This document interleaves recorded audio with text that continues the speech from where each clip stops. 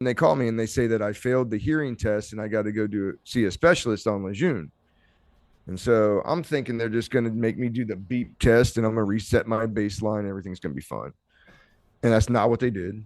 They did some in-depth tests because I guess of how bad my beep test was for the physical. And right there, then and there, that day after I failed a number of their tests, they just deadlined my career essentially. Said I can never go to a live fire range, can't go down range, can't go into combat.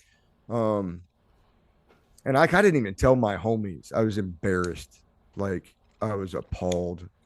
I didn't want to talk about it. I didn't want to think it was real. I think some of my friends even were like, what the fuck is he doing? Why would, what is he doing? Because I was outside of that, I was pretty good.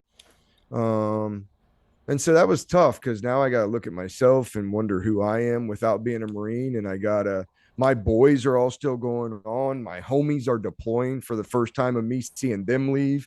And I'm like just sitting here watching them leave. That was tough. Um, so yeah, and then my identity's tied to Marine Corps. I wanted to do 30 years. I'm short of 11 when they do this. Um, yeah, it just sucked. It just sucked all the way around the board.